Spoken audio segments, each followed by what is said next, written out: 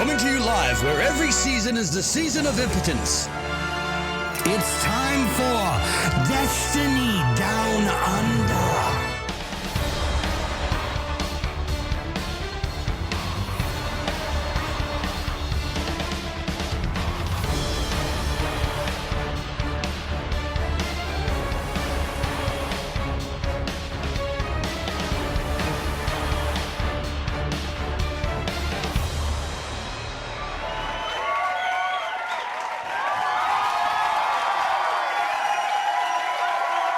What a fucking shit. G'day and welcome to the 128th episode of the Destiny Down Under podcast. Just a pretty cruisy week, really. Not much to talk about. You are such a fucking... You can't drop that shit just before we go live, you dumb... Who, me? No, log. What? I would never do any... Mate, you know me. Butter wouldn't melt in my mouth. No, I'm a fucking good boy. no. I'm fucking throwing you under the bus here. For what? Fucking Matt goes, I hope Man at Arms gives me an authentic American experience while I'm over there in the US for Guardian Con, and Log goes, what, you want to shoot someone?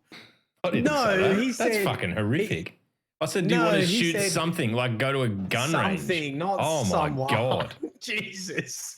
Christ. No wonder you were laughing, though. That is extraordinarily harsh, and it probably would have made me balk as well. I know, so. just- Yeah, no. I mean, and if you're listening from the northern, from the US, good.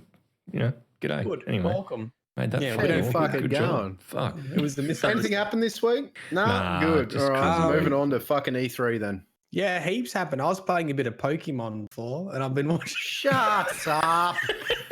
You know what You happened don't this even week? ask for your You know what opinion, really Obi-Wan happened this week? fucking We did knockoff. extensive vocal coaching so Matt can finally say menagerie. Please. No, Please. it's not fair for you to put it on me like Please, this. please say Remember, it. Please. remember. Yes! Did I get it? Just a dead quiet week. Just a super quiet week. It's one of those weeks where there's been so much go on that I literally sat down before You know we what? started No, the. fuck you. Fucking Destiny. I don't even know what don't that know what- was. I'm worried about him. Oh Holy my shit. God, Destiny. Oh, Jesus. There is some goddamn things. Some Holy. announcement. Oh. I think what we'll do, we'll go through this week at Bungie, because there's a hell of a lot of cool shit happened before Friday our time, right? And then everything just went fever pitch. So we'll try it, I want to go through, I want to talk about World's First, I want to talk about everything that happened there, because those dudes deserve their due. And then we'll come back and we'll just literally open the chat up. And we can all just sit here and bask in the hype, grow fat with hype, as Yeah. as Callus would have us Thank do. you for pulling this together, because you can see how much excitement, like, we can't even mate. get this intro done. No, It's already derailed. So, Remember I'm that- just going to take a back seat. I'll remember that thing where we First- ask each other what happened this week? Fuck off! I don't Nah, care what you fuck it, guys it's did out the this week. window. Well, no, can I say something? I almost got caught in a bushfire and I was always not here. How about What? that? You nearly died. I nearly died. I was a bit scared. I actually Whoa. had to, like, I don't- I was coming, I had a big meeting for my Anyway, PhD, next in and I Destiny was this coming week back. is fucking huge, like it's... That's fucking terrible, Matt. I didn't know that. Dude, That's I was didn't know actually that, got a mate. little bit scared. We had this massive bushfire on pretty much had to close. They closed the entire freeway, and I was like trying to get back, and it was like fucking evacuate your house or prepare to defend shit. So there was cars going everywhere. I was like, fuck, I need to get out of here. I got past it. You It was may fine. or may not have just slightly, little tiny bit doxed yourself. Little tiny bit. Oh no! It was nowhere near my house, so there you go. So this what week, about you, what about World's you, First, Sophie? Just Crown of quickly. Sorrows. No, we'll do it. What did you do Oh, this well, week? you know what? Fuck it.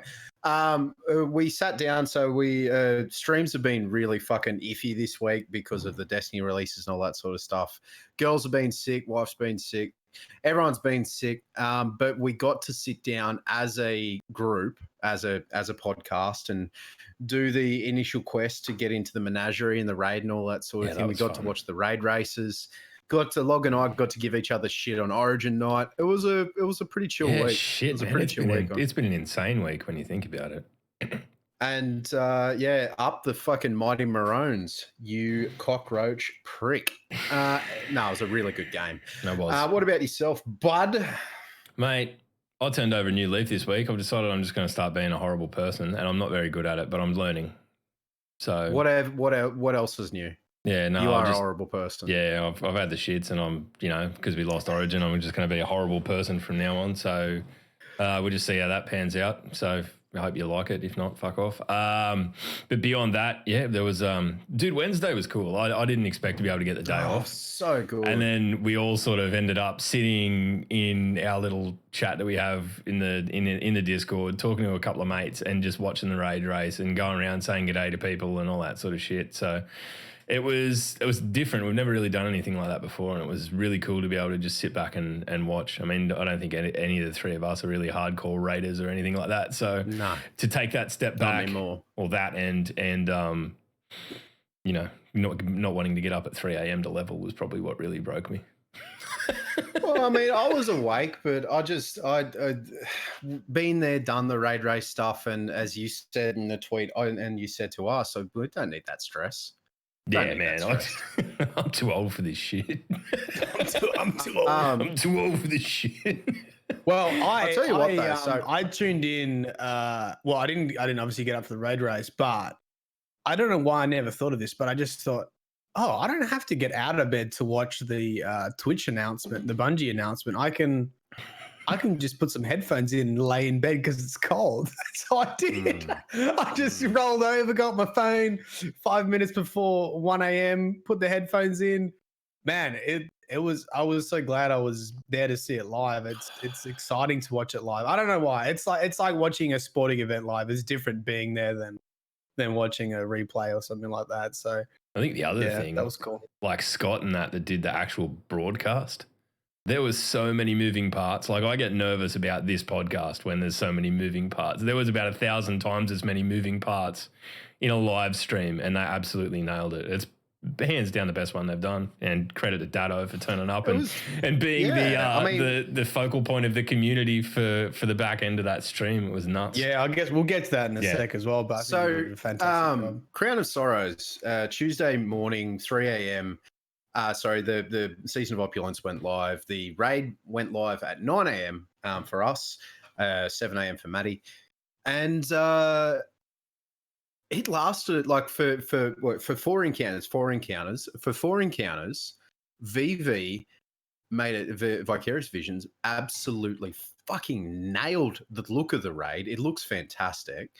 Bungie absolutely nailed the look of the raid as well, and. Be Bold Destiny, Carolina Gamer 99. Should go check him out on Twitch. Him and Be Bold beat Eric Crown of Sorrows. Esoteric, the silent mastermind himself. Yeah, they beat it. They beat the Crown of Sorrows, and then Dado's math class with Slayerage, and those guys came in 6 minutes later. Super close. It was so close, man. It was high drama for that. Like, fucking. Isn't it amazing? Isn't it amazing how you get? Because what was it? Was it 6 hours or something? What was the total time? It was like around 5 and a bit. hours, I think it was. I was under 6. Over 5 under 6. I think. Isn't it amazing how you can have that, and you can have two separate teams that come to the finish line at almost the same time? You know what would have been one wipe apart, basically. Yeah, really. One cycle of the content. It's so cruel, man. Like I felt for him. He was absolutely gutted, the poor bugger. He was absolutely gutted. It's one of those things you have to laugh at, because if you don't laugh at it, you're fucking crying. This is the prime example of I mean, you have to if laugh you don't laugh, you cry, right? Oh man. I mean, he was upset. The team was upset and all that sort of thing. But at the end of the day, the like everyone was watching everybody else. Everybody was watching everybody else. That's the way that worlds first go. If you see someone getting the advantage, you go, "Oh, hang on, let's look at that," and then go from there. A lot of people saw Dado with the damage phase for Galran, and so they're going, "Oh, okay, that's how we do it," and they utilize that. And yeah, some people got a little bit fell a little bit behind on damage phase and all that sort of thing. But you know what? second in the world, first in the world to be bold, second in the world to clear the first raid in 6 months, the first new raid in 6 months. Fucking well done. Yeah, man. Well done. Hey, you know what? And we're not it writes a great just narrative. It writes a great narrative because next time everyone's going to be like, well, you know, when he finally does get it, which I'm sure he will because he's clearly up there if he's only literally minutes or under a minute fucking behind him or whatever. 6 minutes behind, yeah. Yeah, then it's going to be, you know, he's going to be there eventually, no doubt. But you can't take it away from CG and his team, man. Yeah, exactly. This is exactly why I don't do it. Celebrations. And the off chance CG I was ever got sitting good there, enough like to be him and his second, team. I'd die. Him and his team. I've clicked over to CG stream and he had like 6,000-7,000 people watching him, and he was sitting there and he was just like, "Wow." It like. Yeah, well, we got to see another one of those really cool sort of community moments, like with Ninja and like Last Wish, where, you know, CG's been around a long time and we know who he is and all that sort of thing. But that kind of focused, broader community exposure, like I'm sure being the bloke that he is, he'll be spiraling that into great success from here on in. So congrats to him and Esoteric and everyone else. Well, I'm sure we'll get to that in the run sheet. But man, what a close run thing. And dude, that last boss. Who'd have thought that you could merge Hive and Cabal so fucking effectively and have it work? Right? I've watched. It seems so obvious now that they've done it, but yeah, I wasn't really paying attention. I wasn't really paying attention for the last boss because I was focused on doing their own stuff. I actually sat down and watched Sniperton go through it. Sniperton and Patrick Static go through it yesterday, and just the amount of mechanics. I liken that back to Kingsfall. Lots of mechanics, but just without the issues of console connectivity. And it just looked fantastic. Lots of communication. You've got to pass on buffs. You've got to do this and that. And you know what? You nailed it. Yeah. I haven't seen a bad word said about it, to be honest.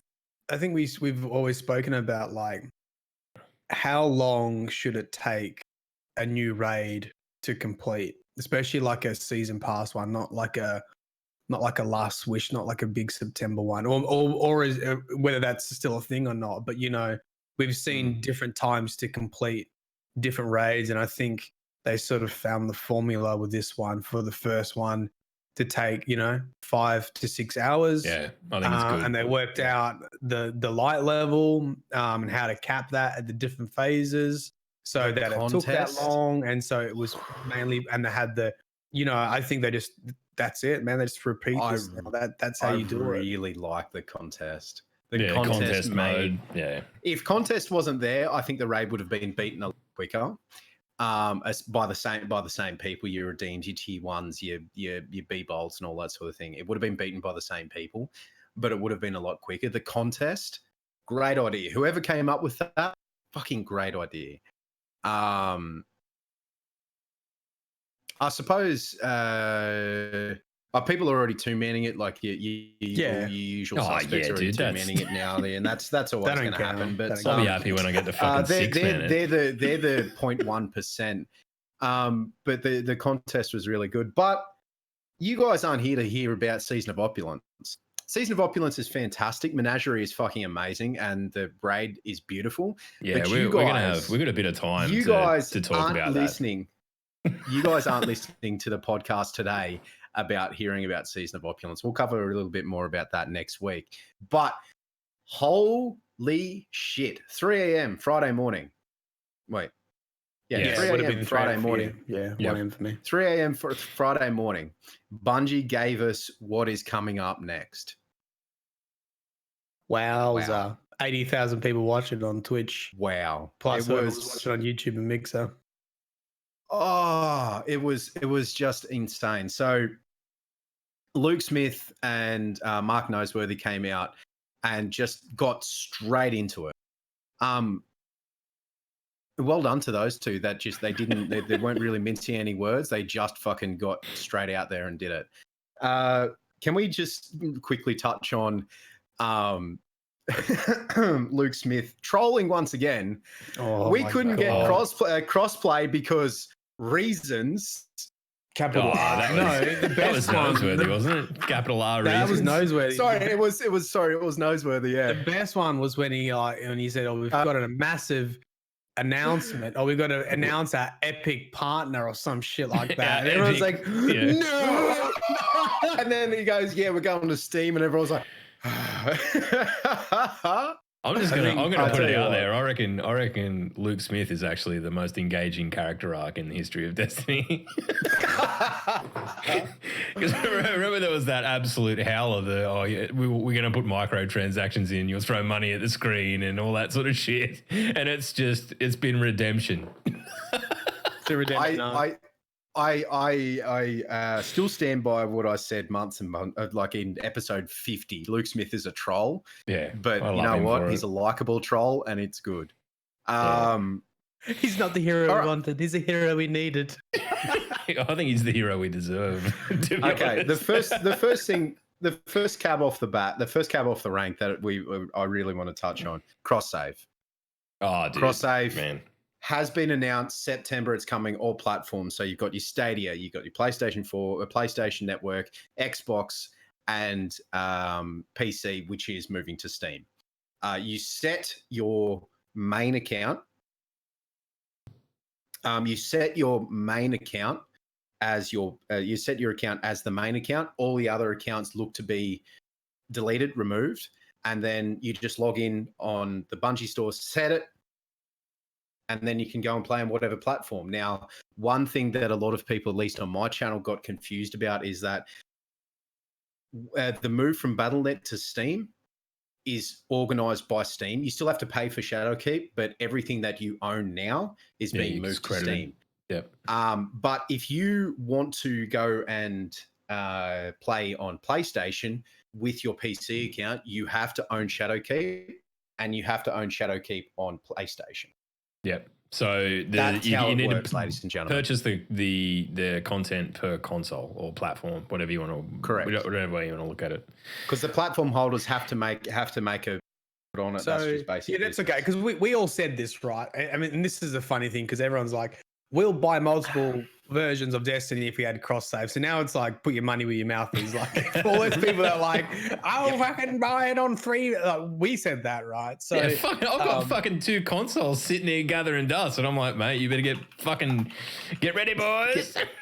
get warm it up. Yeah. Well, yeah. I mean, I can't wait to just be able to sit in the lounge room every now and then and get out of my office to play Destiny. Like, you know, when you make a space like a workspace, sometimes it's nice to leave your fucking office. So I'm looking forward to playing it on the couch.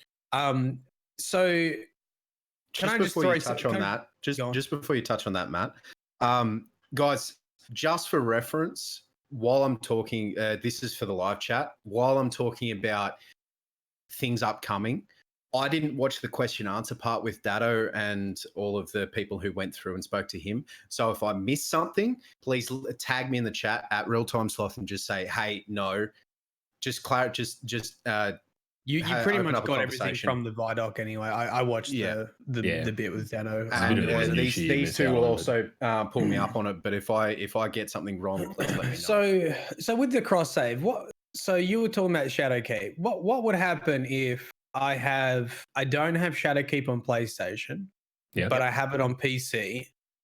What happens when I log in on PlayStation and I've activated cross save? You won't be able to play Shadowkeep. Okay, what happens if I've got gear from Shadowkeep? You won't be able to use it on PlayStation. You reckon it'll be blacked out? I don't know, man. I think there's still a bit that's yet to be ironed out on that front, because the way it's kind of they're talking about these kind of things is that everything is going to exist as its own little pocket. So if it's gear that you get out of that, I don't understand how they can cross it off. Like if you've got armor that you got from a piece of content that you unlocked while playing it, and you rightfully own it on PC, and then you load up that character on another platform, then it should be locked out. Well, I don't know that it should be. I think maybe you can't go and play that content, but you've got the armor playing the content on a platform you own it on, so it's kind of suck eggs. It's in the game.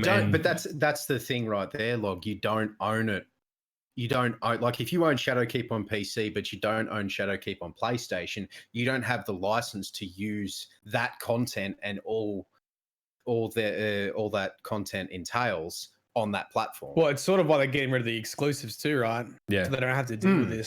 I mean, But- so they don't all have I'm to deal saying, with this. Slothy, is that I think it will probably more be around you will just simply not be able to access the activities and all that sort of Okay. stuff. Then rather than Well, I mean, like, that's- you can't that's use also this a fucking thing. emote because it's, like, who knows? That's also a thing as well. So that we'll touch more on this in a while, but New Light gives you access to all of the areas, just not the quest line. That's my understanding of it. Yeah.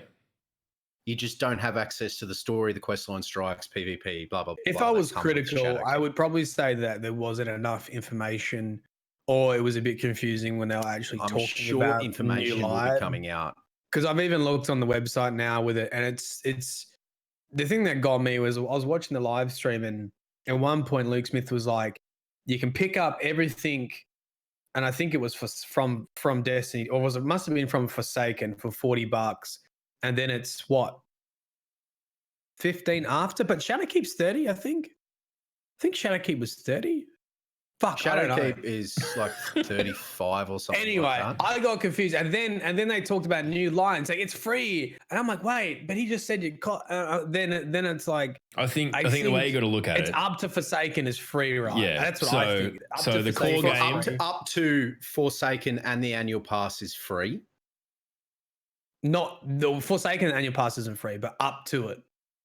So you Warmind, Curse of Osiris. Yeah. So Yeah, no, I think Matt's it's on D2 year one. Is free. Because they said you can do Leviathan raid, so it's got to include Warmind.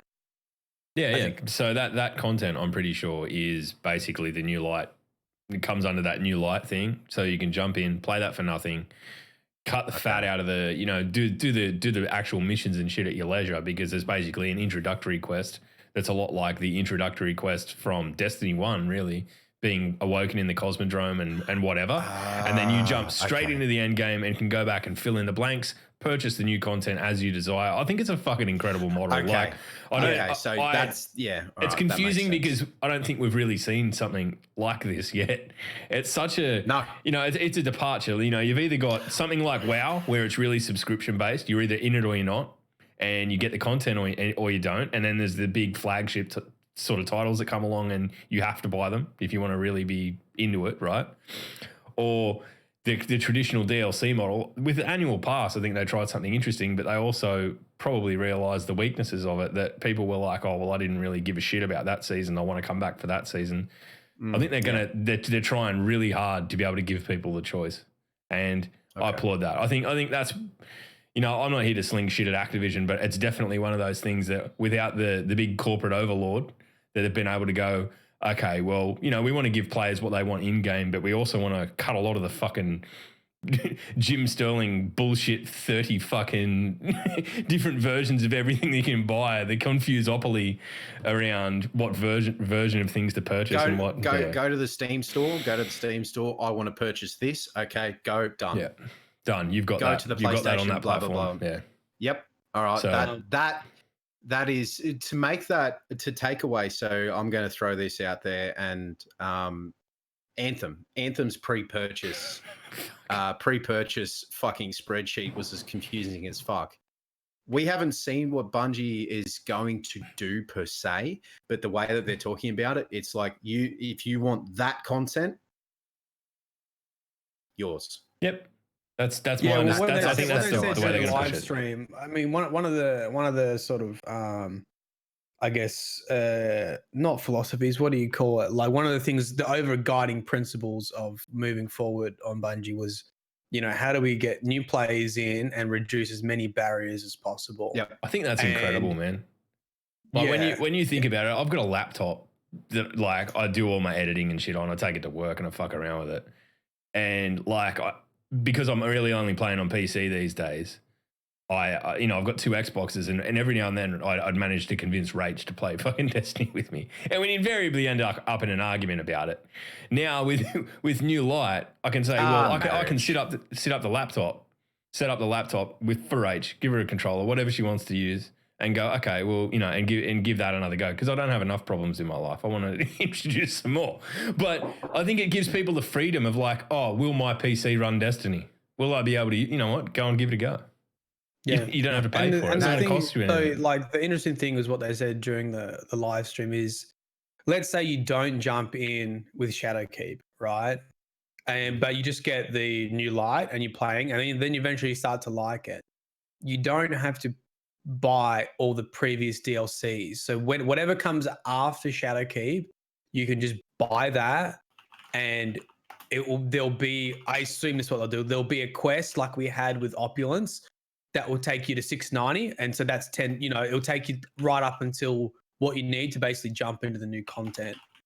And they spoke a lot about like right now it's hard to recommend to friends because like, all right, you got to go through this campaign, do this, grind up to here, and then like all this stuff. So they're trying to reduce those barriers by allowing people to enter at any time, basically. I think like, of course, there's going to be people who have issue with this. There's people who have issues with everything. Fuck those people. But like, to be able to break down that barrier and do this, like, you know, you are not going to have the context of, you know, being a fucking Guardian for 5 years if this is your entry point into the franchise.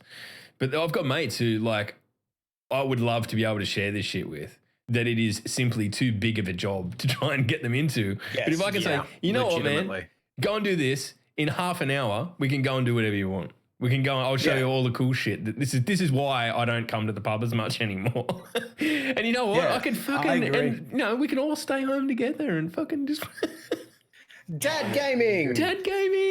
Yeah, I agree, man. No, like now I can say to like, because the thing is, you have to help you. If you get your friends into it, you have to fucking help them. Like, I don't want to. Yeah, I know. And I'm like, I'm not playing through all this old shit again. All you need to do is before a new DLC comes out, or whatever you want to call it, not even annual pass, whatever they're calling like updates.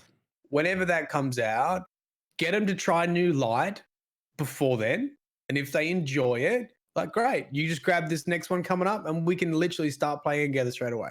Are we becoming like digital games drug dealers? Just try it, man. See if you like it. Right? Get them hooked. I've got Destiny 1, 2, 3. Yeah, what are you buying? You know what? What are you selling? You know what? You should watch this podcast, mate. Yeah. Up in the numbers one at a time. All right, so there's that. Fuck are we on about? Anyway. I don't even know. The cross save is huge. The cross save is huge. We're really excited for it. I'm really excited for it. It actually now a question that was raised on another person's stream that I watch. A previous guest, Syntax 7, good friend of mine, good friend of ours actually. Yeah, lovely bloke. He actually posed a question on his channel. Will there be, now that cross save is there, we've got synergy there, will we see a clan that can be multiple platforms with higher clan numbers? It's not a discussion point, it's more of a thought process more than anything.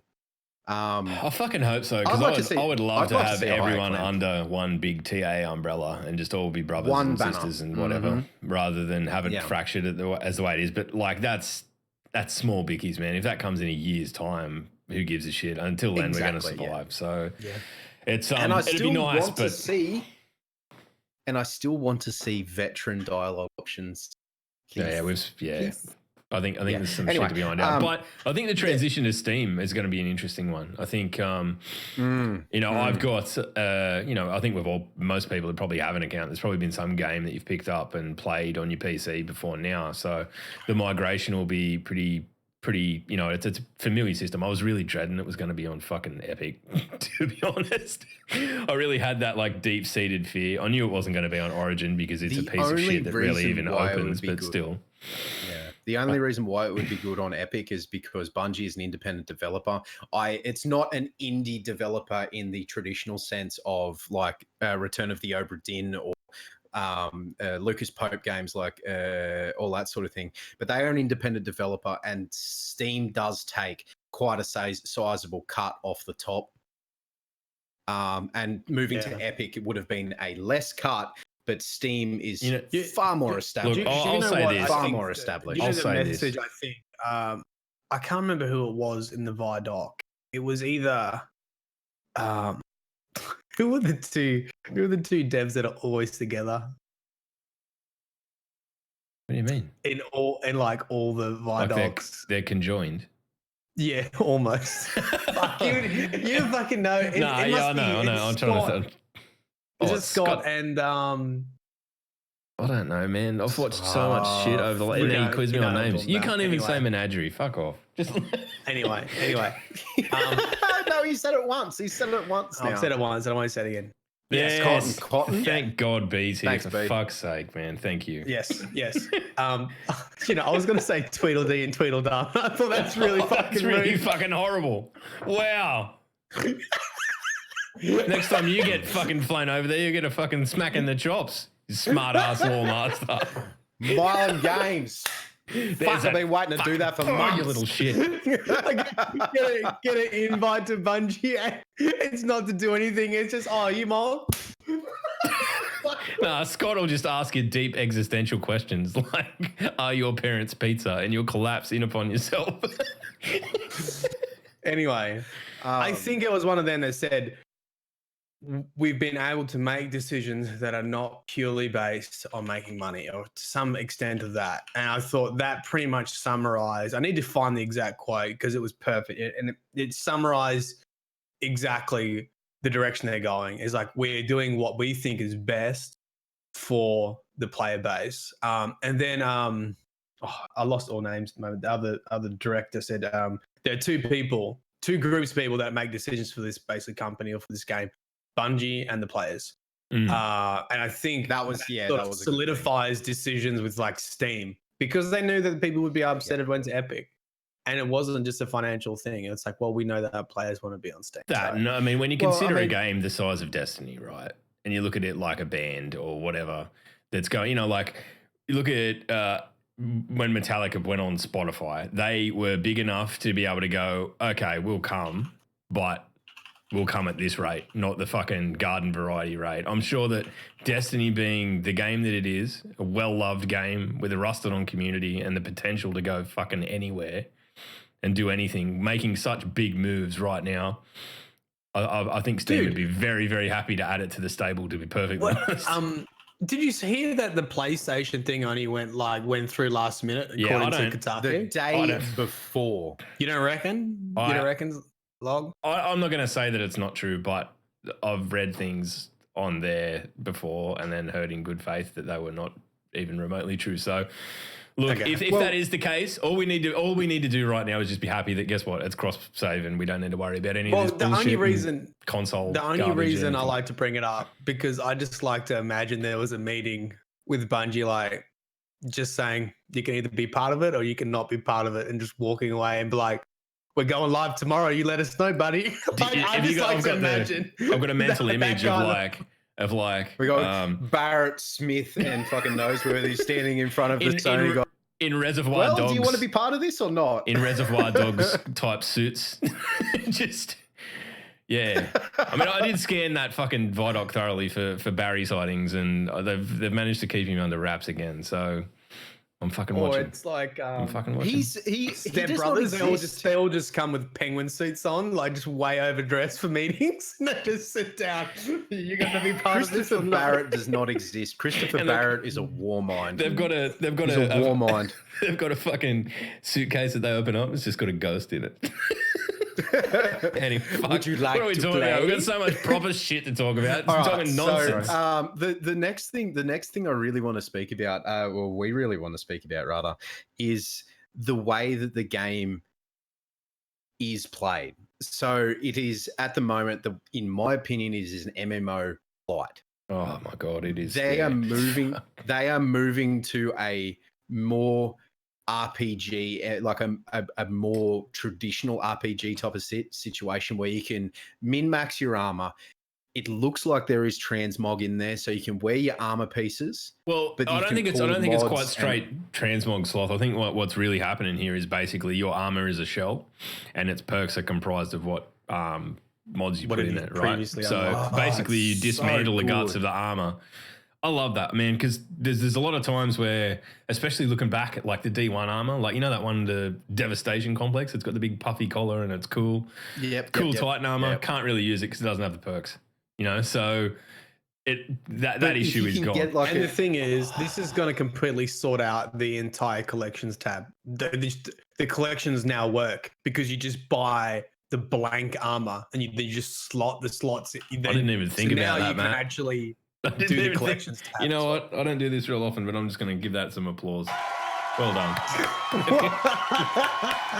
Thank you. Oh, thank you. Thank You you. guys don't applaud me much, but I'll take it. But it is legitimately like this whole thing of building your armor. So it's a shell. It's so fucking cool. Like when I was watching it with my community, my jaw was resting on my mic. Like I was just like, Yeah. please, like that. That is so fantastic. It was a stream of all of your wish lists. It was Christmas all at once, mate. It was like, what? Yes, yes, Yeah. we've been wanting this. But the other thing that is so fucking cool is the finishes. Oh, dude, Look at your fist punch, the fucking slap of the ogre, the fucking dude with the knives who's just doing ninja shit and just stabbing stuff. Nah, the fact that the Titan has a Superman punch, I'm going to have to probably main a Titan just so I could feel like I've got a tiny bit of MMA in my destiny. Come home, Matt. Come home. You know. Come to the light side of the. So wait, hold on. I'm calling bullshit. I'm calling bullshit on finishing moves. I reckon they just made that at the last minute just so they could have Dave Samuels in the fucking Vidoc. just like shit. We haven't got any new supers or anything. How are we going to get Samuels in this Vidoc? All right, quick finishing moves. Man. So I don't quite understand how they work. Do we know the details? I don't think so. I think they're contextual. Like basically, they said, you know, when you used to dunk the rift, and there was all the different animations sort of that came out depending on where you were standing when you went up to it, and all that sort of stuff. I don't know. I'd like to think that it is something that you can choose to do or not do. So if you're in Crucible and you get a bit cocky and you think, oh, I'm going to fucking do the finishing move on this asshole, and then someone, say, drills you in the face with a sniper rifle from a distance, finishing moves, it'll knock you out of it. Finishing moves like the finishing moves from Apex and Halo's assassinations from Halo 3. Okay, yeah, I'll get Halo. Yeah, like fucking Apex. Well, I didn't get Halo because I never really played it. So how does that work? But that's why I said Apex for you and Halo. It's like nearly a quick time, sort of like you push the button and then it takes you into the animation. It seems that I think it's going to be more like Mortal Kombat. You're going to have to press like down, up, left, right, triangle, square, quarter circle, forward, punch. Hey, bring it on, man. I'll go straight back to my streeties days. I don't give a shit. I'll get I'll get a knob and an arcade stick and everything. No, but like the new animations are fantastic. The new armor pieces are fantastic. What I would like to see, and I can't remember if this was in the Vidoc, but do you remember in D1 where you had to level up your weapons and you had to do that, like to unlock perks and all that sort of thing, and then you had much more perks on your weapons? I would like to see that make a return. I think all that stuff's going to come under like doubling down on the MMO. I think it might just start with the armor at first, and then we sort of have this crafting stuff with the Nicki Menagerie, and then I legitimately hate you. I legitimately. Well, it actually helped me say it. It did. I know that was what changed it for him, ladies and gentlemen. Whoever that was, I haven't got the tweet on hand, but there was a guy that said you need to get Matt to say it this way: Nicki Menagerie. And it works. So whoever you are, they're probably some kind of genius speech pathologist or something. Yeah. There you go. There you go. King's Speech. But no, what was I saying? I think that stuff will come. I think that stuff will come though. Don't you? Like, yeah. Or do you think? I think actually, maybe the weapons will remain RNG. I mean, you need to have some grind. You can't just choose everything. Don't you think? Unless the grind becomes the mods. Well, did we sort of go that way? I don't know. Can I interrupt this thought process to just reference "Oh So Evil" in the chat? Would you want to finish every enemy with a finishing move? Wouldn't it seem tedious? If there is I'm sure that a point that I actually thought about before, but I didn't say anything. You know the high five emotes and the bro hug emotes and shit like that. How you have to initiate it, and then the other person, and then the person has responds. to responds. Dude, I think it's more of a it's less of a always going to happen. You have to do it at a reasonable think Doom 2016, where you had to do the glory kills, but you had to do the glory kills with in a specific time with a specific thing to do. Yeah, I just assumed the finishing move will be a melee charge, so you just can't constantly spam it, and it will be like all the other melee charges, like things that activate on death. The enemy blows up when you kill them with the melee charge. It'll be something like that. So if their health pool is low enough that they'll die to a melee charge, you'll perform a finishing move. That's how I thought it would probably play out. Yeah, I think that's probably fair. I don't think it's going to be like if you're in a room full of thralls, it's going to automatically make you finishing move each and every single one. I don't think that's going to be the case whatsoever. So I don't think you need to be stressing about it being overused.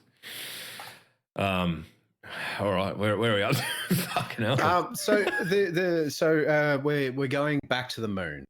And I've seen a lot of memes. I've seen a lot of memes of there was a drawing that I too, Electric Boogaloo. Electric Boogaloo. But no, this one was it was someone drew it. I'd have to go back to my tweet through my tweets and find it. But someone drew it and it was like, Ikora, Guardian, you're back early. Titan standing there, moon's haunted. Ikora's like, what? And the moon's Guardian haunted. Pulls readies his pistol. Moon's haunted. Moon's haunted. I think we just found the name of this episode. Anyway, so Moon's haunted.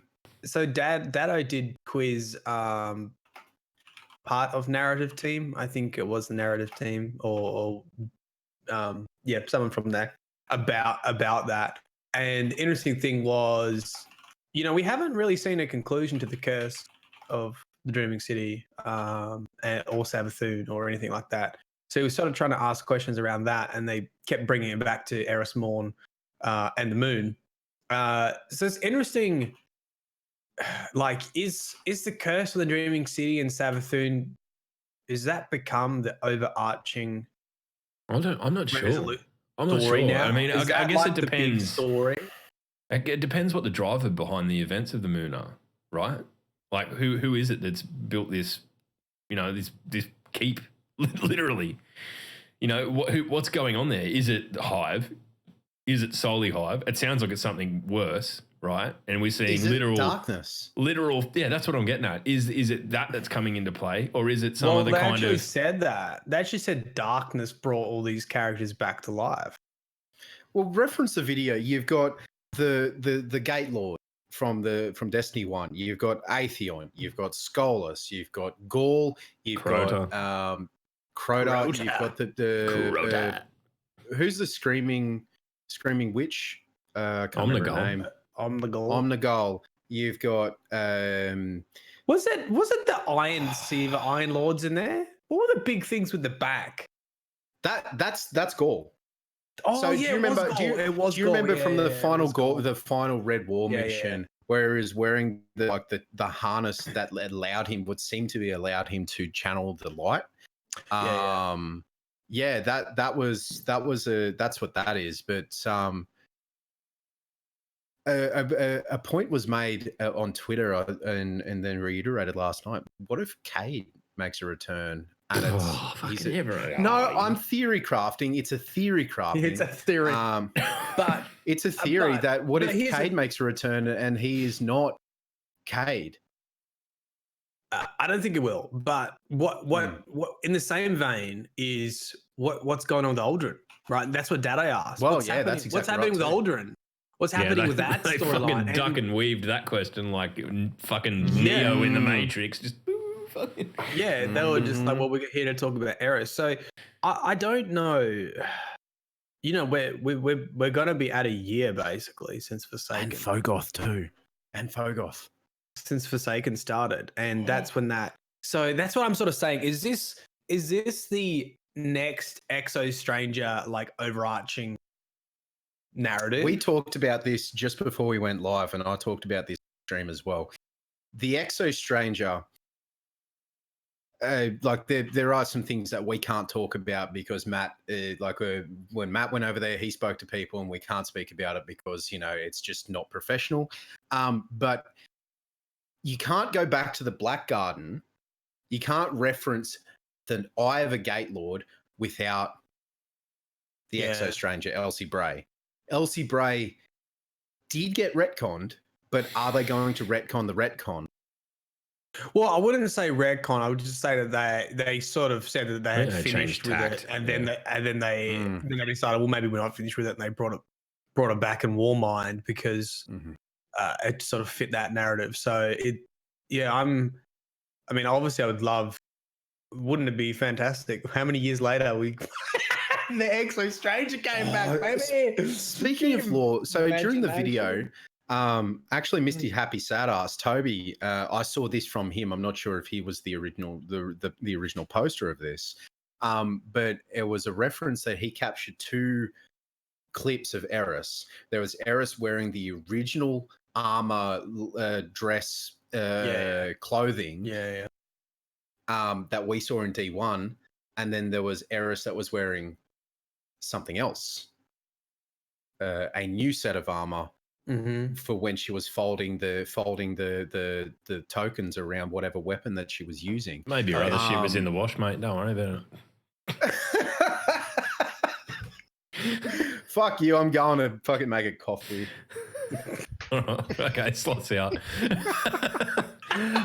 You're a clown. Yeah, I broke him. Yeah, well, I mean, like, I think it's timely for Eris to come back because when you look back at those storylines, that was really the heyday and basically what brought there's a hell of a lot of people bought into Destiny more emotionally at that point. So to bring it back, to be going back to the moon and lining that up with the amount of fresh news and change and all the beautiful stuff that's going on at the moment. It's nearly perfect in my opinion. The raid is the Black Garden. Holy fucking crap. Yeah. I mean, if I were to have criticism of it, I guess this would be like my thinking is I'm cool for some overarching plot. I probably would have liked to see some narrative tie-up of the Dreaming City of some degree, but that's fine, right? It's sort of ongoing. And we sort of talked about this. Actually, I don't know if I talked about it here or in my live stream that you technically, right, as a live game service, we can never really face and defeat the darkness because in the game. So you have to have narrative that allows you to keep making enemies, making monsters. Yeah. So you need a gigantic magic murder battery driven by a fucking wish dragon on a planet, right? Yeah. So we sort of always need these cosmic forces in play, the light and the dark, and then we need minions of the light and minions of the dark to have conflict. So when people talk about the triangle ships, I'm like, well, someone says, oh, if the triangle ships are darkness, I'm like, well, if they are and we win, how does Destiny continue? So what I'm getting at with people entering, with having a big overarching plot, when you have people entering, right, let's say they wrap up the Curse of the Dreaming City in Shadowkeep. How do people feel that are returning to the series and their plan is to enter at any stage? How do they understand what the fuck is going on if you don't have each content in a bubble of like a narrative bubble? Yeah. youtube.com/user/ my name is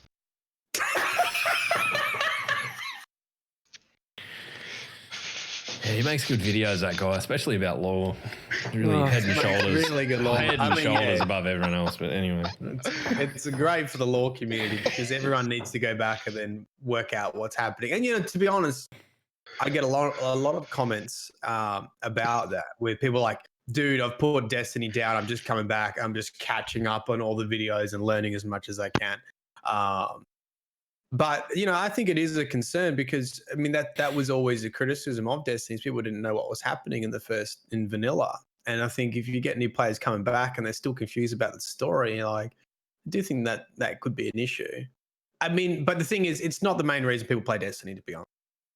I think it's a great and it's supplement. in a position where it's a great loot game. But I'll be honest. The lore is the thing I read when I'm taking a dump.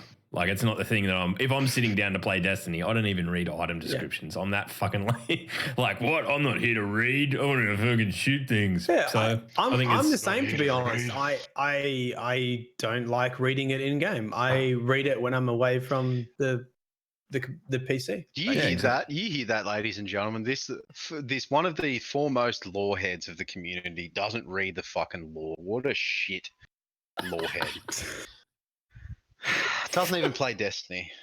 Go on, Matt, you're allowed to say it. You're allowed to say it. Allowed to say what? Why is everybody always picking on me? Why is everyone always picking on me? So no, but I agree. People read most people read it when they're at work, lunch breaks. Yeah, the lore dumps. Trying to go to sleep. Yeah, lore dump. Go to sleep. I'm telling Deej. Go on. Look, if you're just listening to the audio version of this, please go back and watch the Twitch VOD or whatever. Actually, you know what? I'm gonna do the thing and open up the chat because. Leave me alone, chat. Fuck you. Toxic fucking YouTuber Mylan Games exposed tells chat to fuck you. Fuck you, chat. Chat, you say in your channel, chat knows. Chat knows, bitch. Chat knows. There we go. Fucking smile. No, the lore implications of the Shadow Keep are huge, and I really want to pick your brain off of stream about what it all means because we could be here for we're not going to fix it right now. Hours upon hours, but it's so huge. But the Shadow Keep, it's this big red building. They're utilizing the same or a similar area to the moon from D1. So you still have that great looking Hadron Collider looking thing at the landing zone. Big cracks with big hive glowy green shit. Yeah, I thought that was a really interesting way of sort of bringing back an old area and making it new again. In that, like, you can see, you still land in Archer's Line by the look of it, but there's these enormous cracks and gulfs in the terrain that are emanating the creepy, typical green hive glow. Like, man, sign me the fuck up. I don't know. I mean, I understand when people are like, oh, it's back on the moon, but really, come on, man. We've only got so much shit in the solar system. Calm down. Yeah, well, do you know what? Like, I really like the aesthetic of the moon is amazing, but for me, that was when I thought, Destiny was going to be this massive MMO because it had this surface space and then it had like all these winding tunnels and pathways underneath the surface, and that was like really the selling point for me was the beta and to play on the moon, and I was like, this game's going to be cool. And the fact that now they're saying it's going to be an MMO and they're doubling down on that, I love it. Sort of melds those two experiences back together, and I'm like, yes. It's going to be cool going back to the moon. Yeah, sure. I mean, let's be honest. The Destiny community is pretty fucking on when it comes to nostalgia. So to have a whole kind of area, like when we get to go back to the Cosmodrome, everyone fucking freaks out. This is like that, but an evolution of the space. So really cool. When when they remastered that mission, right, the very first mission, is it going to be? I can't remember. The Exo Stranger's in that, right? Is in the end cutscene of that. She looks at the ship as it takes off. Yes. Yeah. I wonder if that's going to be there. That's the first question. Second question: can you see the Traveler in the background, and will it be like remastered to be activated? Yeah, it'll be the current Traveler because it's an event that's like set now. I think it's Yeah, just a bit of a exactly, tip of the hat to the original start of Destiny that's Yeah, where it takes yeah. place. It's going to be cool, and like, to be honest, and I was going to start other characters and start leveling because I'm finally realizing I'm never going to be able to level quick enough with just the one Titan that I play. But now I'm going to wait because I want to get the opportunity to play through like the new light path and see what all that's like too. So Yeah, I don't this is understand how you do that with a new character. Well, this is a question that was raised last night for me on my channel that someone asked, with new light, is it character based or account based? I would actually assume that it's account. It's character based. I would I've actually already said that. Are you sure? Okay, all right, yeah. They said it in the live stream, but that's what confused me because I thought it would be account based. But they were like, they were basically like, if you start a new character, I think it'll either give you the choice or maybe the default is the new light after that point, because really, there's nothing stopping you starting that way, having access to the end game, and if you want to go and do the story, go and do it. It's all still there. Yeah, true. It's true. just there's kind of a path. Well, it's part of, rather than having to do all the campaigns again, you just do new light, which is that mission, and then then you go off. If that's the case, then that's the case, and that's really, really cool. But I don't know about you guys, but while I was watching it, and you heard Nolan North say, Guardian, wake up, Guardian. And then you show up, like you see the wall and you see that highway that's full of all busted cars and all that sort of thing, and you're waking up for the first time. That was a little bit on the old emotional heartstrings, right? It did. Like, that's where everyone's journey put the OG soundtrack in there, man. You'll have some fucking. Oh, Matt, come on, man! You really reckon they're not going to put that in there? Yeah, I know. They're going to put on in there, and Freebird. Freebird's going to be playing in the background. Sky Lewin doing a redux of Freebird. Mate, I'm sure it'd be incredible. Sign me up. I'm fucking in. But what else was there? Stadia. We haven't talked about Stadia. Okay, so this is a thing. This is a thing that is not really relevant for anyone who is outside of the US. But a few people came in last night and they were talking about Stadia. Now, I haven't seen the details from Google. Matt was telling us some things just before the start of stream. But the Stadia seems to be like, you go out, you play Destiny on a browser. Someone said to me on stream, it was Bibletron actually said to me on stream last night, that the testing seems to be you need about 30 megabytes down to play at 4K 60. Look, I think the three of us are probably uniquely positioned as the three worst possible Destiny podcast hosts to be talking about Stadia and its capacity, because in Australia, we're a long way off being able to do that. We don't have the fiber connections and all that sort of shit. 30 years behind. We are 30 years behind. That's a gross understatement, Google. but fair enough. We are a very long way. Basically, the information that Google's put out, and I've seen this in multiple sources now, is basically 10 megabits is 720 and only 35 megabits is your 4K at 60 frames with anywhere between 90 and 110 milliseconds of lag or whatever it is. That's the thing that I can't get my head around, is how they're going to get past. I don't understand how they're going to latency. do it, but if anyone can, I mean, everyone's trying to push this technology and try to make it work. I think the thing that will hold it back is they can have as much technology on their end, but it comes down to infrastructure and, maybe, and I don't know what it's like in the US. They've got Google Fiber, and I imagine it's probably a push for them to put infrastructure in at the same time. Right, to have a bit of a monopoly on both of them. And that, what we were saying beforehand is, when you get to 5G and Google has a service that's like, unlimited download with Stadia, because obviously you're streaming this shit. Yeah, it'll be uncapped. It'll be huge. You have to have it uncapped, right? Yeah. So it's going to be this thing where they'll be, all right, use the Google service to get your internet, you get uncapped Stadia. Obviously on our network, you only get one freaking 100 millisecond lag, whatever. And this is how it works. So I imagine in the next 10 years, it's going to be, that's what's going to happen. But I anytime. I can't see it. People using it for competitive PvP, and I can't even see it for people raids and shit like that. But it for people who don't have, or who are always on the move or something like that. Oh, if it dude. works, fantastic. Yeah, I think that's the takeaway. If this, let's just, I'll say this. I'll put my hand on my heart and I'll say this. If it works the way they think it's going to work, it'll fucking revolutionize gaming from the ground up nearly. But it's good news if you're playing fucking Destiny on your PC too, because I assume that those players are going to be on PC, right? Is that how it works? Is that how the split works? Yeah, it's PC. Yeah. So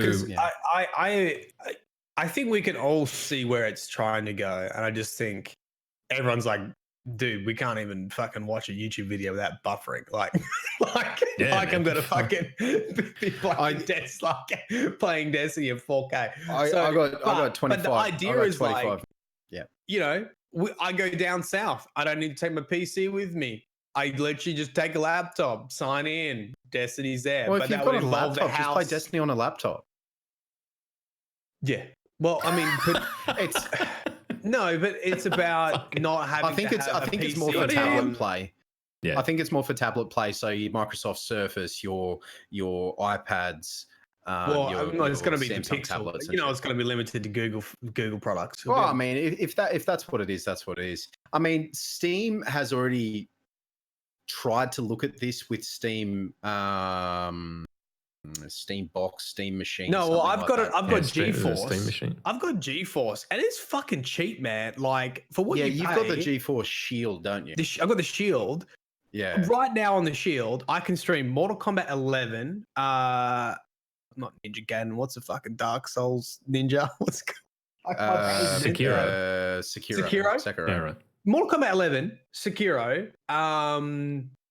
And a bunch of other like really relevant and new games on there, but I haven't even bothered to try because I didn't want to sign up, and I thought I'm playing that games with like lag, but I should try it to see what it looks like. Dude, can you please go in and play Mortal Kombat, and if you can pull off a single combo, I'll change my stance on this completely.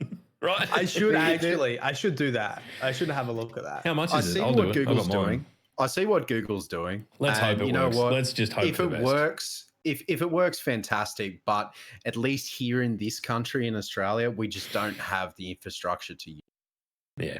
So buy a PC. We just don't have It's the best of Destiny. Anyway, let's move on. And you know what? Destiny is one of the best optimized games in the world. Yeah, I've been telling people it's one of the best optimized games I have ever played. Yeah, ever. Me too. Bar none. On PC, and it's like it. Get a laptop, fuck's sake. Anyway, but no, it's the fact that it's a flagship game with Stadia is a pretty big deal, just business wise. Yeah, I mean, it's a huge deal. Man, if you've seen it, like Stadia is like including it in like bundles and stuff. Like it's there's one other game that's like the flagship game with the launch of Stadia.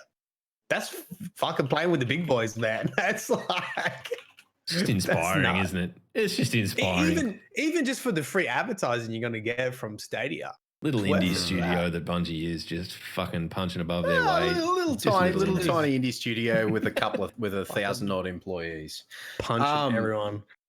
Right. Finishing moving everyone. Yeah, just I mean Superman punching fucking everyone. Hey Sony. Get on board, son. Get on board, you. Hey, Google, fucking get on board. So one of the big things from the world's first Guardian Con, the Big Show, Paul Wright. The Big Show, Paul Wright, who is a hunter, unfortunately, but from WWE, is going to be handing out the world's first belts. What a great idea. Guardian Con. It's so big. Next year, man, get Ice Cube. Ice Cube. Was it Ice Cube? Ice T. Final get level. Ice Get Ice T. Get Ice out there, please. Please. I don't know. There's something fucking pretty. There's a few points coming together there where you're being handed a fucking belt by a former wrestler. Like, come on. This is so. If you watch Beyond Key, who is Does B do that? Did he pull that one off? He's the what do you do, B? Like social media? Yeah, he's the events dude. The events manager for Bungie, and this is his baby. This is his baby. It's fantastic. It's fucking fantastic. Man, Ice-T, honestly, next year, please. I got to get there. It's just, why is Florida is literally the furthest place away from Australia in the fucking world. Dude, I'm so not looking forward to the. I am dreading the flight. Marketing and management. Thanks, B. I am so dreading the flight. Said it is. You're just going to dope yourself up. Matt is going to GC I've got to make my year. acupuncture appointment. I'm trying any type of fucking alternative medicine to like cure travel sickness, so I'm not destroyed. Mate, just drink. Like, you're Australian. Just drinking would be the worst thing ever. You do not want to be drunk whilst you get travel sickness. Yeah, but you don't get travel sickness. Do you drunk. wear the wristbands that have the little ball that press down on Dude, the? I will on the fucking wrist? cover myself. Yeah, now we've I'll be the Michelin man. We've transitioned from talking about I'll Destiny create to my own magnetic field with fucking wristbands. The anything DD to get rid of travel sickness. DDU's fucking ridiculous home remedies. Here we are. So yeah, Matt's going to GC. Log and I are going to PAX Australia. Maybe next year. Maybe. You cut out really at a really inopportune time. Oh, did I? Okay, yeah. Matt, So Matt what Sloth was saying is that he and I will not be going to Guardian Con, which we're bummed about because we did really want to go, but all three of us will be at PAX. So if you want to get there and have a beer with us, because I mean I'm going to be I'll have a beer with everyone. I'm planning on having quite a few, to be perfectly honest. Anyway. That was Let's get back to talking about Destiny instead of alcohol, because that's the rest of my day after this. And who can help me do a raid? I need to talk lore. I've read everything. I've read all the new lore books. I've read all the new lore tabs. Yeah, we're going to plan. I think we were talking that we were going to do a raid tomorrow night. But I know that you need it for a video for Monday, so for the edit. So I'll capture some footage for you, bud. Don't worry. Capture some footage. All right. When? Also at Guardian Con this year, Morla Gorondona, the actress who plays Eris Morn, that's crazy. will be heading to Guardian Con as well. So if you're going to Guardian Con, make sure you go and say hello to Morla. She looked amazing in the Vidoc.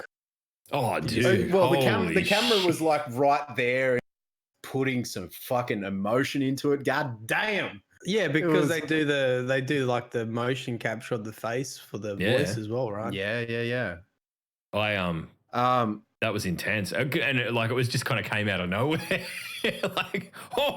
But dude, that's what we need. I think Destiny thrives on that sort of shit when it's there's that level of investment from a character she's more than a voice actor, right? If she's putting that element of she's an actress. She's an actress. Yeah, there you go.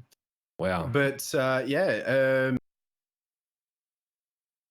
have we missed anything? I don't think we've missed anything. But I think we've definitely missed. So the big announcement was the MMO, the Stadia, the cross save, Shadow Keep, New Light. I think, and then Steam. I think they're all the big and finishing moves. Visions. And finishing moves, yeah. Yeah, I mean, they're the big ticket items. I guess the other thing that we haven't really talked about all that much detail was Datto and the amazing job that he did in the second half of that stream. So yeah, he did. Props to Datto. There's some memes going around of him holding up the notepad with, P is stored in the balls. I think Fallout's one was probably the best one I've seen so far. Just looking very deadpan down the camera. So I reckon he's great. I reckon it's great. Sorry, Matt. Because I saw it happen.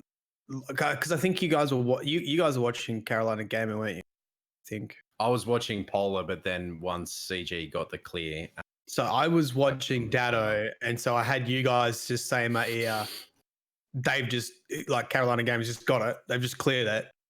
And then I was on Datto's stream and I saw him clear it, and they all got the They all got the gun, weapon, and they I got got the exotic weapon, and the triumph is called like It was incredibly Heavy as the inopportunely crown. named. No, it was No, it first was like crown first- bearer or something. first crown bearer or something like that.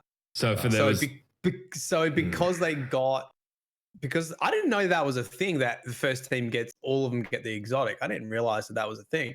So the first team to go through raids, this is what happened with last week too. Apparently, all of you get the exotic, and so they all got the exotic because obviously there hadn't been either a server update since, like, whatever, because they got I think it. it So might have been a quickly. server update. Like it might Or they update hadn't every 10 wiped. minutes. They hadn't wiped Yeah. since Yeah, they got it. So they all got it, and then they had the triumph, which was like first crown bearer, which in their mind solidified that they got first. And then obviously chat came in and started letting Dado know that he did it, and it was to see go from so high to so low. It's just like I said, you have to laugh because fuck, you'd just be crying. Like, Reflex point brings up a point. I paraphrasing Dado, I embarrassed myself for the second time this week. Self-destruction level 100. you know, look, he wears his heart on his sleeve, and at the end of the day, if you're going to put yourself in that thing, and you know, you got to cop the knocks, and he, to his credit, you know, like, he was initially pissed off, as I think any fucking human would be, and after that was an absolute class act, and then to back up and have his face literally looked at by just about every guardian in the fucking universe 2 days later to do that thing and carry himself so well, he's a fucking testament to himself. But I think he did an incredible job asking some questions, and I'm sure the questions, like, I mean, let's not be naive here, I'm sure the questions were reviewed before he asked them, but Luke Smith at the end, 10 out of 10.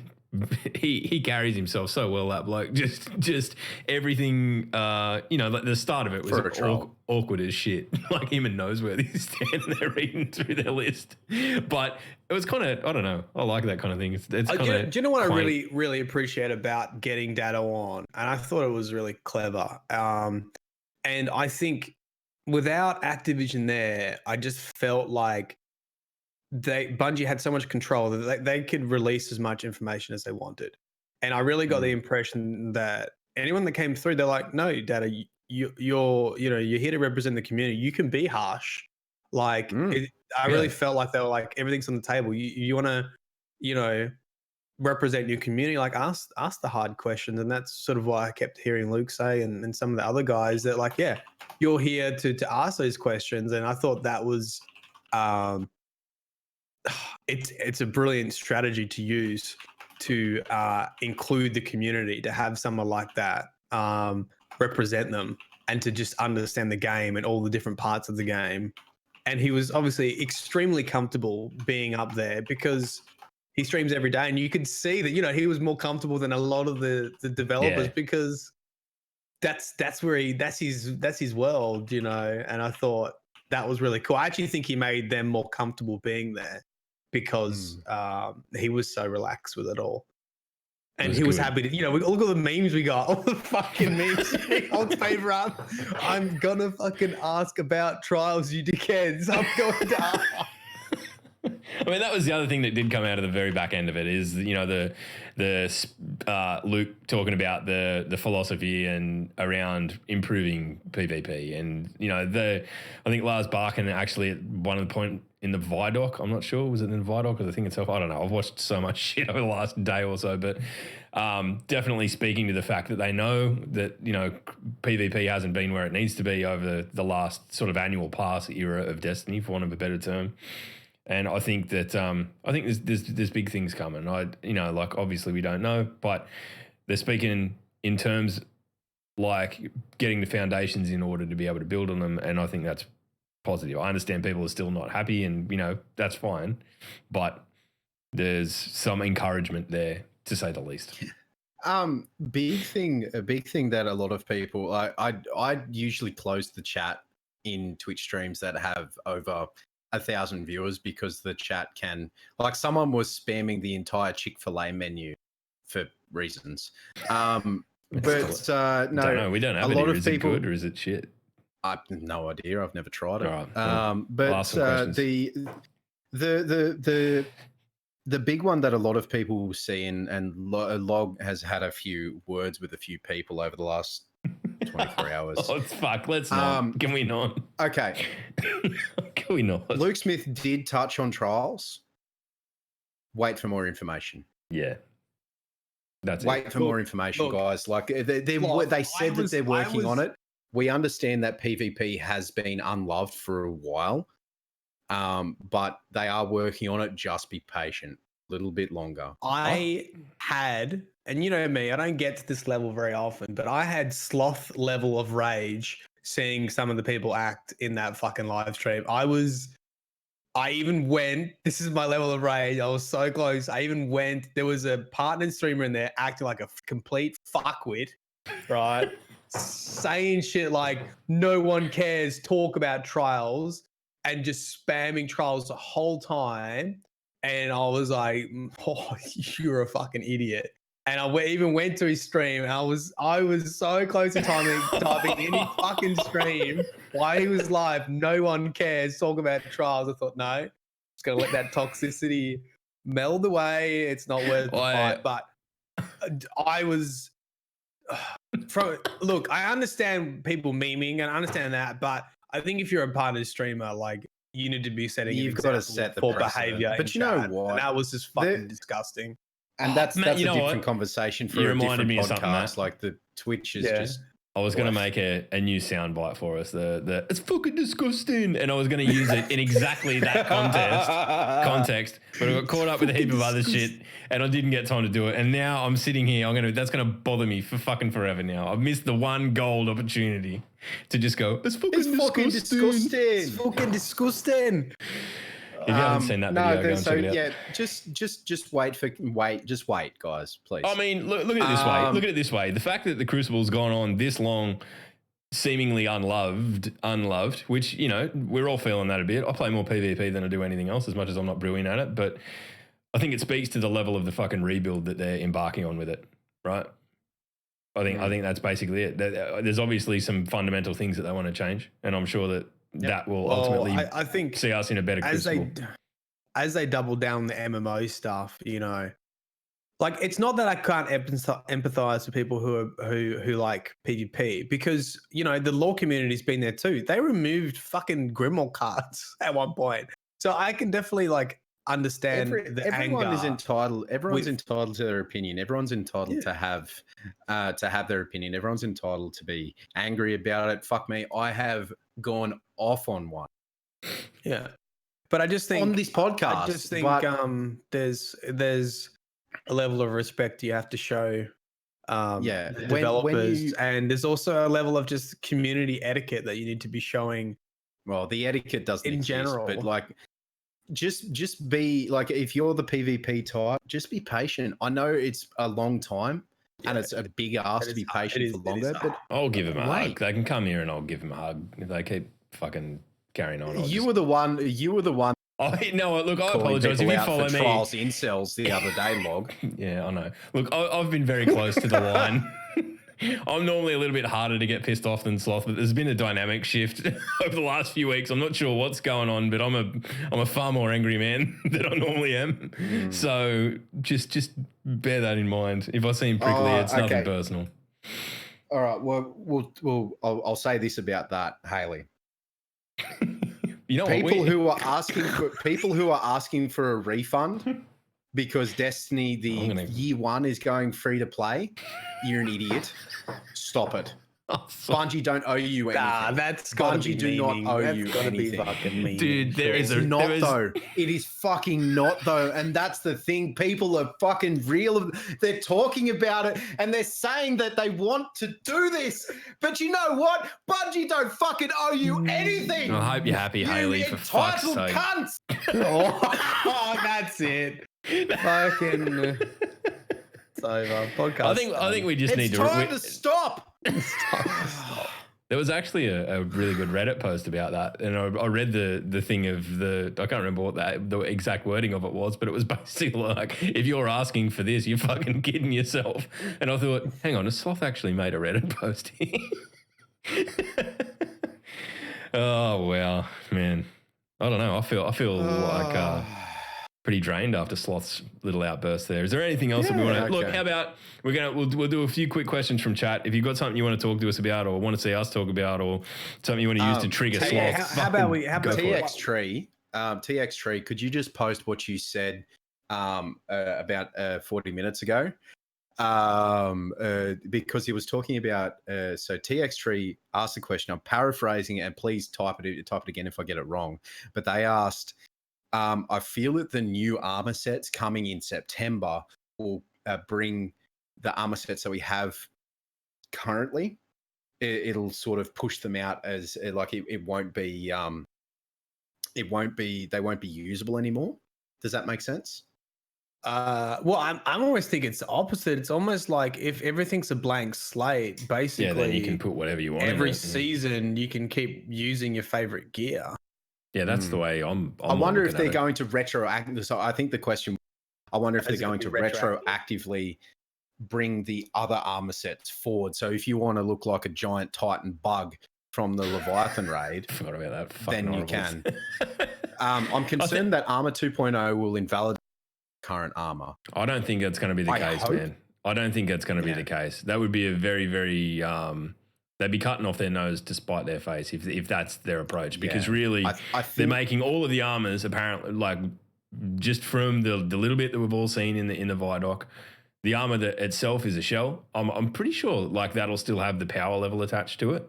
But beyond that, its stats are defined by what mods you put in. So I imagine really, the power level won't change. So you'll still have to infuse stuff. Yep. But you can dictate the perks on it. Yep. Yeah, that's how I'm I mean, seeing there was the screenshot that had intellect, discipline, and strength in there as well. So we're returning to that system. Yeah. So it's a mix of the two. So it's still got resilience, recovery, and mobility, but it's also got strength, intellect, and discipline, which that's where that min-maxing comes in, and that's where you can add like your perk list and all that sort of stuff. And the perk list looks really good. Something to do with, so they actually showed in the video, there was something to do with the Gate Eye of the Gate Lord thing that had, I wonder if that's how you build. Wasn't it an artifact? Didn't they call it an artifact? Yeah, I think it wasn't. Yeah, they're bringing back artifacts. Wait, so which was kind of cool. Yeah, but was that thing itself an artifact, or was it the things inside of that thing an artifact, if that makes sense? Was it Eye of the Gaylord the artifact itself, or was it the... I think it's the artifact, and then there's little parts of it that you unlock. Maybe there's a few... Like we had the medallions. We had like an extra slot that had artifacts on it. I honestly have no answers and just questions, man. Well, I mean, there's a lot of... Hey. Why don't you give me some time to talk about the law, huh?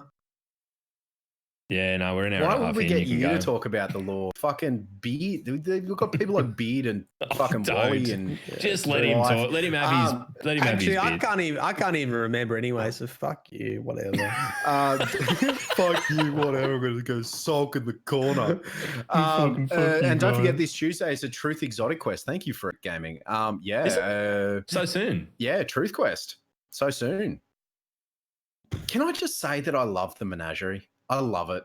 I love the entire... We haven't spoke about that, actually. The menagerie is so fucking good, man. I'm going to go back to write a run sheet, I think. We did it in a team. Have you done it just with just solo matchmaking? I've done it with just Keg, and the rest of it was match made. And was it? Did you still get through it fine? Or was it took a little bit longer, but it was fine. And I think that's the way they've done it. It isn't sort of pejorative to you if you do go in by yourself. I mean, no matter how bad your team is, for want of a better term, you're going to get there eventually because of the way it works. On it. There's no timer on it. Like, the better that you do in each, the better that you do in each encounter, each night that you kill in Riposte, each time you fill a bank in Arkborn, it's still like it gives you tougher enemies. I actually did a new encounter, one of the encounters that I had never done personally, but they did a Redux version of the gauntlet from the original Leviathan raid, and that is fucking great. God, that was fun. Gauntlet. Wait, yeah, what? do you remember the gauntlet from the Leviathan? Yeah. Yeah. Yeah, so they did a Redux version of that, which is in a similar sort of track, but you have to take out a giant Hydra or a giant Minotaur, and then you get put into the track, and then you have to run the track. It's really cool. I've not fucking it's seen really, that. really, really cool. I only saw that. right. I only saw that once last night, but God, it was fun. I love the menagerie. Yeah, right. The fact that there's no timer to it.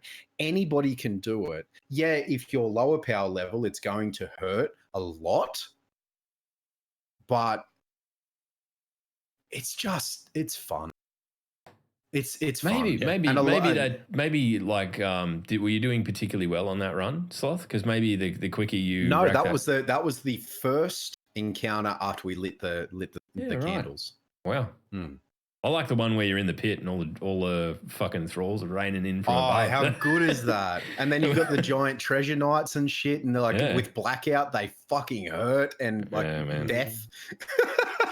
Yeah, they're rude, dude. I mean, obviously there is the there's the cheese at the end of it. I'm not going to get into explaining what it is on the cast, but don't do that. I'm sure it'll be patched quickly enough. But I mean, there's some good loot to get out of it too. The beloved, the sniper rifle. I've got one. I got two. I got two roll. beloveds. Yeah, Nice. one with snapshot and rampage, which I'm actually really happy about. But it could be better. But snapshot and rampage, I'll pay it. Anything with snapshots not too bad. But it's. I love the menagerie. Matt, Law, go tell. Oh, now you want to hear it, huh? Now you motherfucker, you know full well that I watch your videos. I give you shit because it's funny. Yeah. Why do everyone always? So there's two lore books. I think there's about 70 pages of lore total if you put them in a Word document, and you would have happened to do a Word document stream. There's about 70 pages of lore. So it's a bit of a reading. It's not too hard to get through. So I read all of it yesterday. Some of it is hilarious. There's basically a theme with one of the lore books that it is Callus, like any good king, dictates history, or any good emperor dictate the history of Dick like log tates. All right, so he has got these counselors that write history, and what they are actually doing is, rather than writing exactly what's happened, they're like predicting what's going to happen.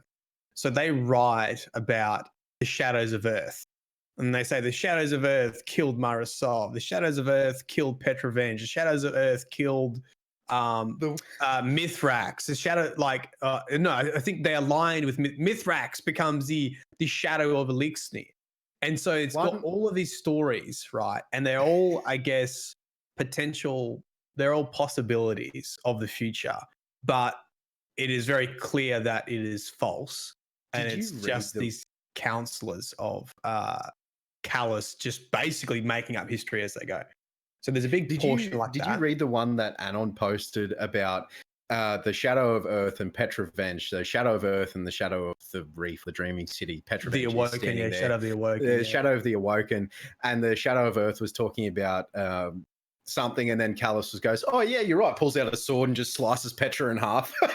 Yeah. Truth. Yeah. So, yeah, dig into this shit. There's so hilarious funny ones like that, right? Because so the way that happened was, they're writing history and they're saying that the Shadow of Earth brought before Callus the Shadow of the Awoken, which was Petra. And then you just happen to tell Callus, oh, yeah, the Awoken are technically from Earth because, the Awoken started there and then they came back. And then Callus just kills Petra. And he's like, well, there can only be one Shadow of Earth. And he's like, and then Shadow is like, no. That's not what I meant. That's not what I meant. And so there's lots of funny moments like that. So that's one sort of theme of the new lore, and that's one of the books is pretty much all like that. And then a whole section of the armor is all like that. So if you read something that just seems like it hasn't happened yet, that's what it's talking about. So don't take it as truth. And then there's a second section which is talking about a lot of the events with Callus being exiled. and he pretty much hints there's probably about 3 cards that he met the darkness itself on the edge of the universe. It's pretty strongly hinted that he met the power of the darkness. He talks about Oryx meeting the deep, and he sort of links it back to, I understand what Oryx did now. I understand what he met now. And essentially Callus is preparing for the end. And he basically he wants Guardians by his side basically for the end. Yeah. And it's very much Thanos, and who's Thanos' daughter, the Green Lady? Gamora. We are Gamora and Callus is Thanos. That's their relationship. Perfectly balanced as it should. Yeah. So he basically, this is his whole philosophy for destroying stuff. Is he goes, I would rather kill the entire Lixney and I prevent their suffering when the end comes. That's his like philosophy. And one of you can join me, the strongest can join me, so we can witness the end of the universe, the end of everything together. Wrong. So that's it. That's not Endgame in a nutshell. Shut up. You don't even read comics. Let's not fucking go into this. Holy crap. Look, anyway, as a casual thing, that's I got those vibes from reading how Callus speaks about what he does. It's I don't know. All I've taken out of this week is just the phrase "fat with strength," and I've been using it with reckless abandon whenever I want to justify myself, getting myself a kebab and chips for lunch at work. Fat with strength. You know what? That was the first thing that crossed my mind when I went and had gyozas for lunch today as well. I'm going to grow fat from gyozas. Fat from strength. Yes. With strength. But I tell you what, so we covered a lot today. And there is much more to talk about. But somebody has to go and get drunk for his mate's birthday, and the other 2 of us have to go and play video games and sort out the rest of our lives. Ladies and gentlemen, thank you very much for watching. Gents, thank you for chatting with the about all this. This is really exciting. Never again. We are legitimately. Look, it has been a tough road to be making Destiny content for 5 years. I put that tweet out yesterday from the DDU sort of because it did make me stop and think all this Bungie shit going on and everything, all the garbage that, we went through the rough times and all that, and to come through at the other side and, sort of be still having a great time with it all. Like, what a time to be a fucking Guardian. If you've been here since day dot or you turned up last week, it's unreal and so much excitement to share around. And I think, I hear people say a lot of the time that, Bungie are the masters of hype. They're incredibly good at doing these, like the hype trailers and all that sort of stuff. But I think the thing that I saw most in that, well, the Vidoc and then by extension, the stream set in the studio, I think there's a really, really simple reason why that is the case. And it's because they're just as invested in it as we are, if not more so, right? Like the hype isn't just manufactured, it's real. Like the excitement coming from the other side of the fence, from the developer side of the fence, is just as palpable as it is from ours. Like there's this tangible thing, and I think that's a beautiful thing. And I think going forward, it's going to stand us in good stead as a community and as a developer and for the future of Destiny. So also, guys, we got a bit of homework for you. We need you to find out if Christopher Barrett is actually a warmind, an AI, or if he's a real person. Please let us know. Ladies and gentlemen, if you are watching live, thank you very much for your continued support, asking questions and telling us things and causing me to rage. Thank you, Hailed Haley. And guys, if you're listening on our audio only platform, thank you very much. You guys are pretty friggin' fantastic. And to our YouTube subscribers, keep us updated with all the questions, queries, doubtful points in the comments. Make sure you hit the like button and subscribe. I did read them all last week. I had to giggle at the Nicki Menagerie and all that bullshit. There's some funny people watch this shit, man. Funnier people than any of us. I can guarantee that. I say that to Danny all the time. For the internet's trolls, the fucking internet is a funny fucking place too, and it is funny. Guys, there may not be an upload tonight. It's up to Log. He's the one that does this stuff. He may have to duck off. So just keep an eye out the upload on YouTube. But until next week, and we talk more about what news. What? If there's no upload, they're not going to hear you say that there's not going to be an upload. I know that. It's a bit timey-wimey, but it doesn't matter. Let him please. I don't know. Let him go. Anyway, sorry. No, because guys, thanks for watching. There could be people that tuned in late and they might go back and watch YouTube. Okay. Okay. Yeah. Go fuck yourself, Luke. Ladies and gentlemen, thank you very much for watching. We have been the Destiny Podcast. We're going to go and raid our good friend and former and multiple guest on the show, Jason Opperton. How did you know that I had that queued up? Seriously. Because Anyway. I'm a fucking magician. There we go. All right. See you So guys. stand by for a raid. We will be back same time next week as per usual. Matt, you got anything creepy you want to say?